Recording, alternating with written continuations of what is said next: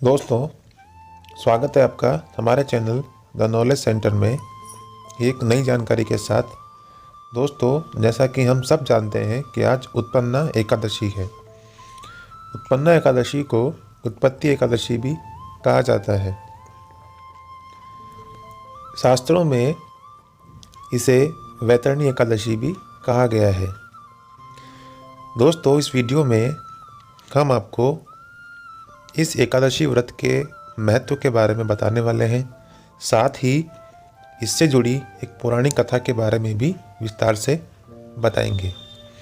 तो जानने के लिए जुड़े रहिए हमारे साथ इस वीडियो में आखिर तक। और यदि आप हमारे चैनल पर नए हैं और अभी तक आपने हमारा चैनल सब्सक्राइब नहीं किया है तो प्लीज़ सब्सक्राइब करें और बेल आइकन प्रेस करें। दोस्तों, हिंदू धर्मशास्त्रों के अनुसार एकादशी व्रत का बड़ा महत्व है। इस दिन भगवान विष्णु की पूजा का विधान बताया गया है। श्री हरि की पूजा इस दिन अगर पूरे मन से की जाए तो भगवान की असीम कृपा प्राप्त हो ही जाती है। कहा जाता है कि एकादशी के दिन भगवान विष्णु की पूजा अगर पूरे मन और श्रद्धा भाव से की जाए तो भगवान विष्णु की कृपा प्राप्त होना निश्चित है। दोस्तों, एकादशी के दिन दान करने का फल लाखों गोदान के बराबर बताया गया है। इसका पुण्य इतना है कि एकादशी व्रत करने से आपको हजारों अश्वमेध यज्ञ प्राप्त करने जितना फल प्राप्त होता है। इस दिन हमें प्रयास करना चाहिए कि हमारे मन में कोई भी बुरे विचार नहीं आए और हम पूरा दिन सात्विक प्रवृत्ति से व्यतीत करें। कई लोग निर्जल रहकर भी इस व्रत को करते हैं।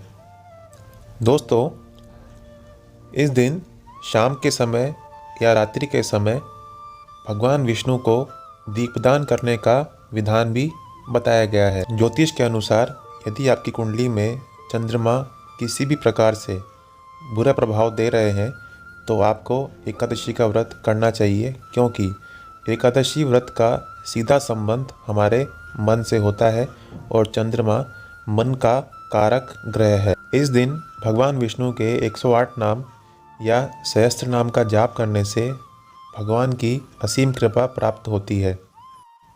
दोस्तों, इस दिन जितना हो सके खुलकर दान करना चाहिए। आइए अब जान लेते हैं इस एकादशी व्रत के पीछे की पौराणिक कथा क्या है।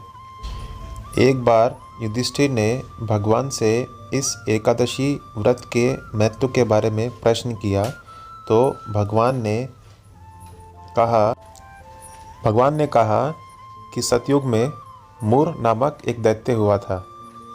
ब्रह्मदेव से वरदान प्राप्त करके उसने मनुष्यों और देवताओं पर अत्याचार करना प्रारंभ कर दिया था।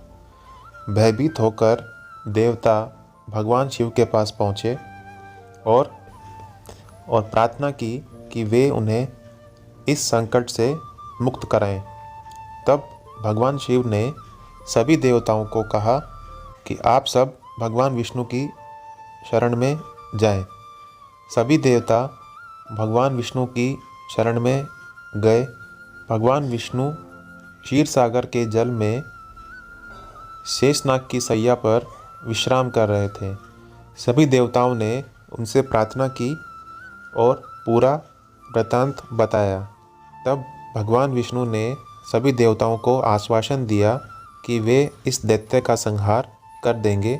ऐसा कहकर उन्होंने चंद्रावती नगरी की ओर प्रस्थान किया, जहां मूर दैत्य राज्य करता था। भगवान का मूर दैत्य से भयंकर युद्ध हुआ। कहते हैं कि यह युद्ध 10,000 वर्षों तक चला था। युद्ध से थककर भगवान विश्राम करने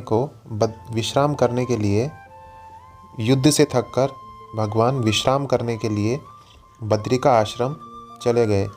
वहाँ उन्होंने एक गुफा में विश्राम करने का विचार किया। वह गुफा 12 योजन लंबी थी और उसका एक ही द्वार था। पीछा करते करते मूर दैत्य भी वहाँ आ पहुँचा। तब तक भगवान योग निद्रा में जा चुके थे। मूर दैत्य ने भगवान को ललकारा और युद्ध करने के लिए कहा। भगवान के शरीर से एक देवी उत्पन्न हुई और उन्होंने मुर नामक दैत्य से युद्ध किया और मुर का वध कर दिया। जब भगवान विष्णु योग निद्रा से जागे और सारा वृतांत सुना तो कहा कि हे देवी, आप लोक कल्याण के लिए आज उत्पन्न हुई है, इसलिए आपको उत्पन्ना एकादशी के नाम से जाना जाएगा। और यह भी कहा कि जो मेरे भक्त होंगे वही आपके भक्त होंगे।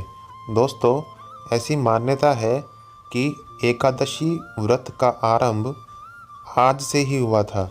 दोस्तों, अगर आपको ये जानकारी अच्छी लगी हो तो इस वीडियो को लाइक करें, शेयर करें और हमारे चैनल को